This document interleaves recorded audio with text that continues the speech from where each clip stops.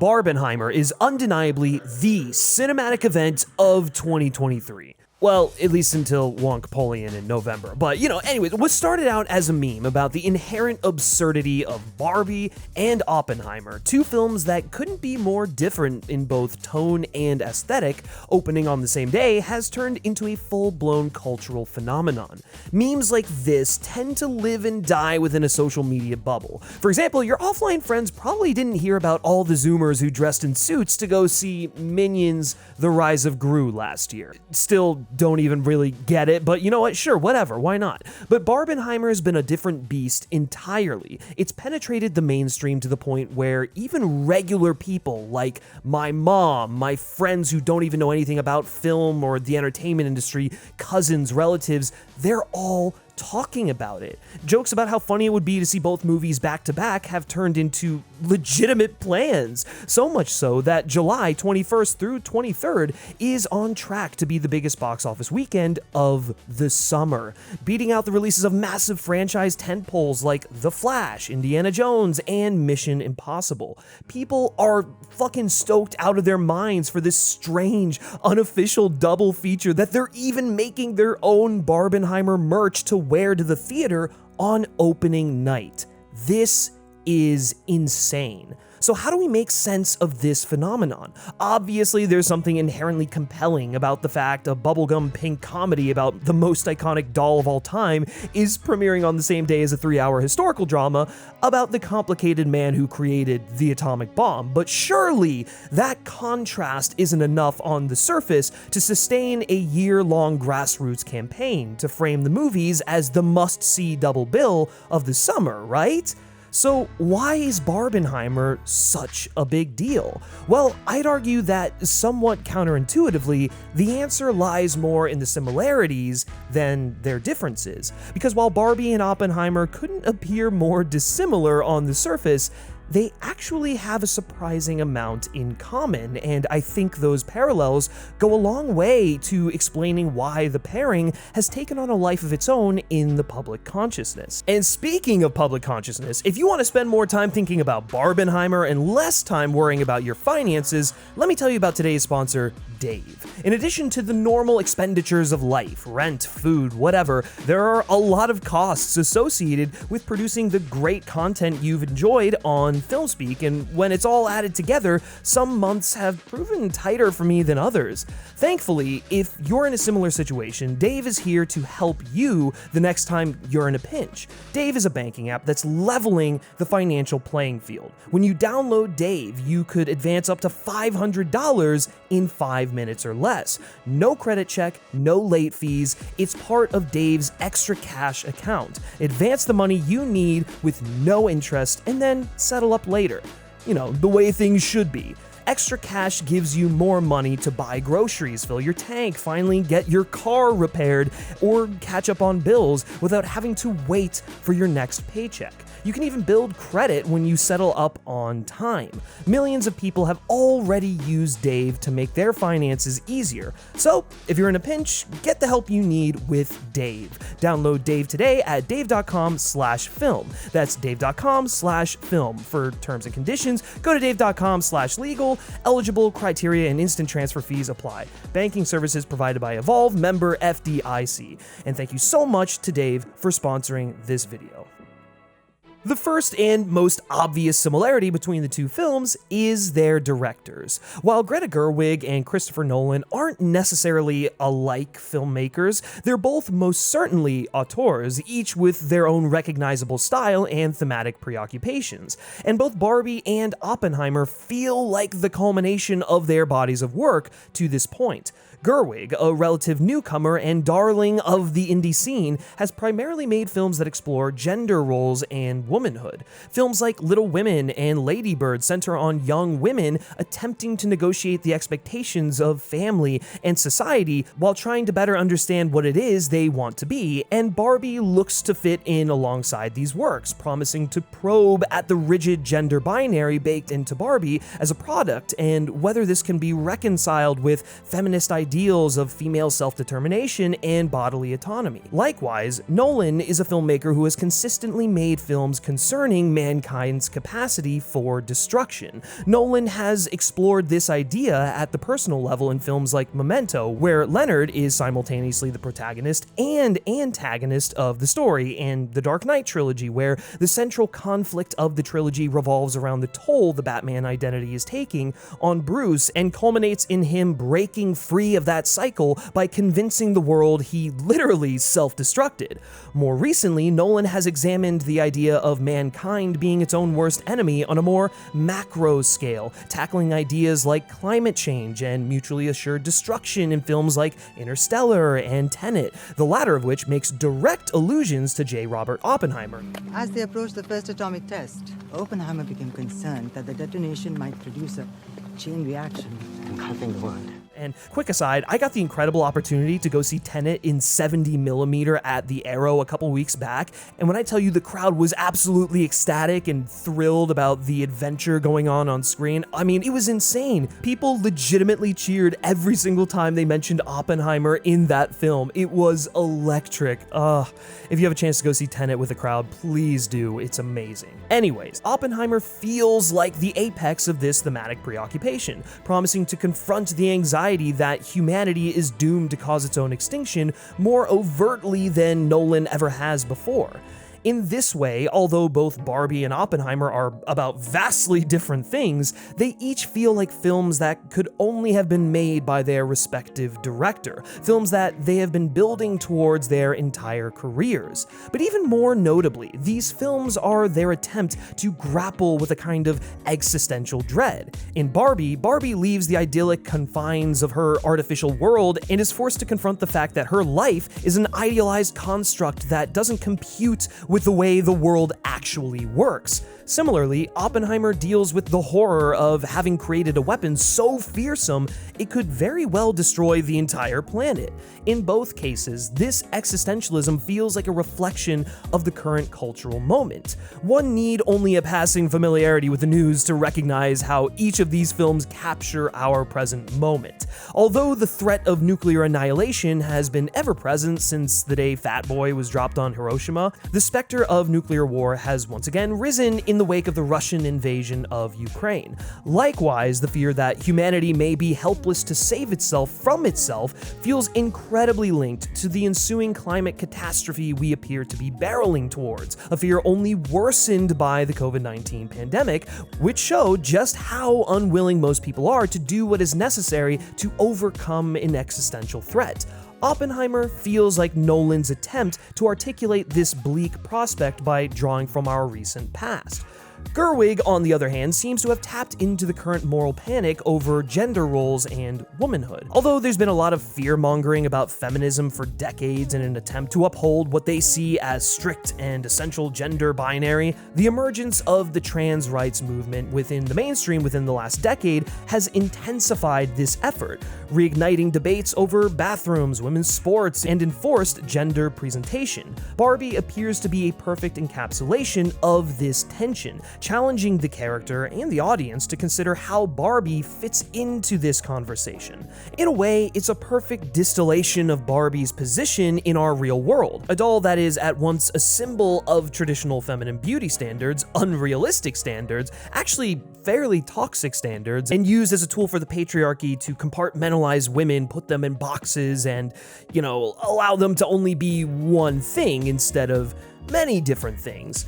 And in doing so, the film looks to be interrogating Barbie's role as both an upholder and transgressor of traditional gender roles, having been depicted in roles long before women were even allowed to pursue those kinds of careers, and inspiring a generation to imagine more for themselves than society allowed at the time. More than any other films coming out this summer, the Barbenheimer phenomenon feels like an encapsulation of our world in 2023. In decades' time, when my kids ask what the early 2020s were like, I'll be able to point to these two films in the same way that, my grandparents pointed to films like Dr. Strangelove and Invasion of the Body Snatchers to exemplify what living through the height of the Cold War felt like.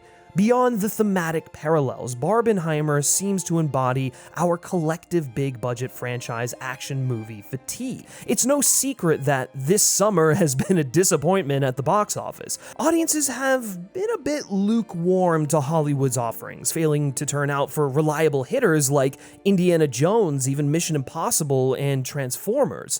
Part of this is the fault of an overly crowded summer, but it's hard to deny the energy just wasn't there for a lot of these films, regardless of the competitive release schedule, particularly when you contrast it with Barbenheimer, which has managed to generate its own grassroots hype despite the barrage of releases preceding it. And that's not to say that those movies are even bad. I mean, I've enjoyed most of the films that have come out this year, especially Across the Spider-Verse and Indy 5. But, I mean, there is no denying that the general audiences are tired of superhero films, franchise films, legacy sequels. They're yearning for something new.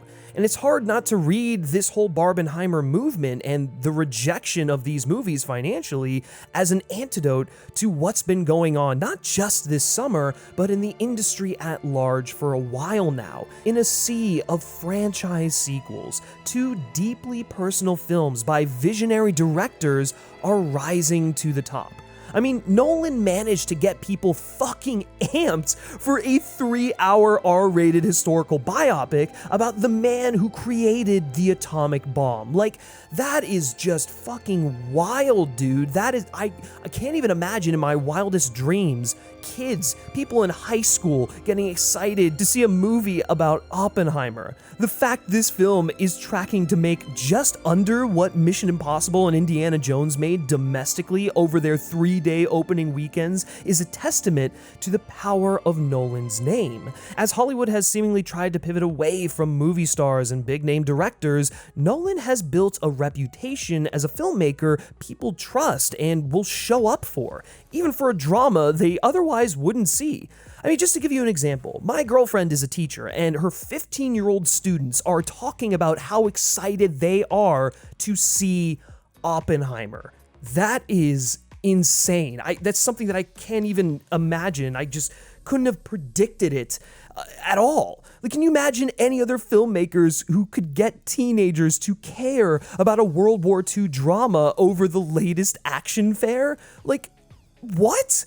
And while Greta Gerwig is nowhere near as established a name as Christopher Nolan, Barbie seems to make an attempt to chart a similar path. In a recent interview with Rolling Stone, she expressed a desire to emulate Nolan's career trajectory, balancing bigger budget films with smaller pursuits.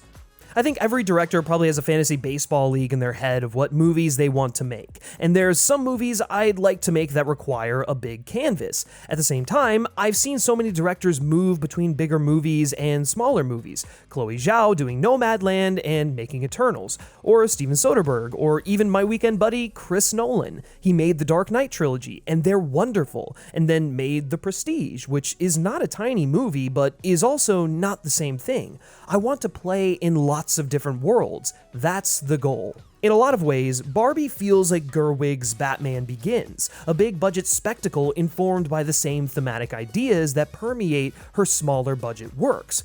Barbie feels like it should be IP-driven dreck, no different from the countless other franchise films out in the ether right now. It's a movie about a fucking doll produced by the company that makes the doll, for God's sake. Like, I mean, I'm shocked that she was able to get away with this.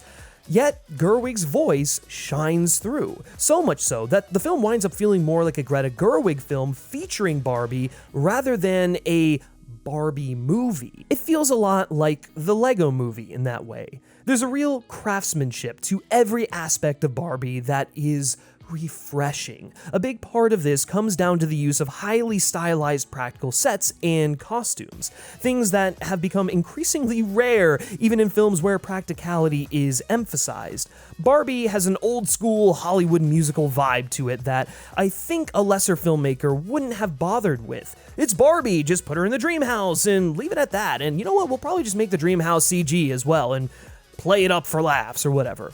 It would have been very easy to just make Barbie another VFX-heavy blockbuster with no ambition, but Gerwig has seemingly used this familiar framework as a jumping-off point to get weird, creative, and make something emotionally and intellectually resonant, and that passion is palpable. While Oppenheimer is far less stylistically extravagant, Nolan shares a similar commitment to delivering an old-school technical marvel. Oppenheimer is another film that could have easily been shot on a bunch of small sets like a play and dumped on streaming as a 6-part miniseries, but Nolan uses the canvas of cinema to convey the awesome scale of the event he's depicting in a throwback to historical epics like Lawrence of Arabia, Ben-Hur, JFK. The film feels enormous and tangible, with Nolan even committing to recreating the nuclear detonations practically. This practicality is another aspect of Barbenheimer that's become a meme in recent months, whether it's jokes about Nolan dropping a nuke on the real-life recession of Barbie's dream house in Malibu, or the fact that the Barbie production caused a shortage of pink paint thanks to the construction of its elaborate Technicolor sets. The fact that both of these movies harken back to an older kind of filmmaking is a huge part of their collective appeal, an appeal that's only strengthened by the fact that they're being grouped as a double feature, which is itself a relic of a bygone time. What's perhaps most striking about Barbenheimer, though, is how it serves as a celebration of cinema itself. Although this phenomenon started organically as a meme about the fact that two seemingly opposite movies were releasing on the same day, the truth of the matter is, it wasn't a coincidence. Barbie was intentionally slated to release opposite Oppenheimer as a deliberate fuck you to Christopher Nolan from Warner Brothers. Following the botched release of Tenet over the pandemic, as well as the studio's lack of transparency over its plans to shift all subsequent 2020 releases to a split day and date release on its streaming service, HBO Max, Nolan departed the studio despite having made the vast majority of his previous films there. So, in a petty act of spite, WB opted to release Barbie on the same day as Oppenheimer in the hopes that it would sabotage the film's chances at the box office. But the true beauty of Barbenheimer is that the effort has massively backfired. By almost every metric, Barbenheimer has been a net positive for Oppenheimer, keeping what would otherwise be a more niche release in the conversation and driving up ticket sales in tandem with Barbie's own marketing push. What was intended to be a thorn in Nolan's side has inadvertently linked his film to theirs, meaning WB has essentially helped pay for Oppenheimer's viral marketing campaign. There's a delicious irony to the fact that Nolan left WB because of the way they disrespected artists and the theatrical experience, only for WB to try and weaponize that theatrical experience and have it blow up in their face. And this is, at its core, what makes Barbenheimer so special. Beyond the superficial delight of seeing two polar opposite-looking films debuting on the same weekend, beyond how refreshing it is to see two movies that aren't big CGI-driven action movies capturing the public's imagination, Barbenheimer is the embodiment of art triumphing over cynical studio machination and the commodification of art. Two films by two of the most exciting creative voices working in Hollywood right now, being propped up together by a grassroots campaign in the face of a cynical act of revenge by a multi-billion-dollar media conglomerate that has repeatedly demonstrated its contempt for artists and the art they produce. WB was counting on us becoming tribal and playing favorites to hurt Nolan, and instead, we all saw right through it and rallied behind both, turning it into an unlikely double feature, a celebration of art and the artists making it. While this undoubtedly will put money back in the pocket of WB, there is something incredibly satisfying about that. Given Hollywood's deep systemic problems, Barbenheimer probably isn't going to save movies, but it does offer us a glimpse at the path forward. Two movies that, while not all that similar on paper, have tapped into a cultural moment thanks to the creative voices behind them and captured the imagination of a wide and diverse audience yearning for stories with actual substance. And I can't wait for the Barbie and Oppenheimer double feature to become this big phenomenon that makes its way across theaters even after the movies have released. I can see this being a thing at theaters like the New Bev or the Arrow or your independent theater in your hometown. This is going to be something that carries on forever, and that's what art does. Art is eternal, and I think this is a great celebration of that eternity.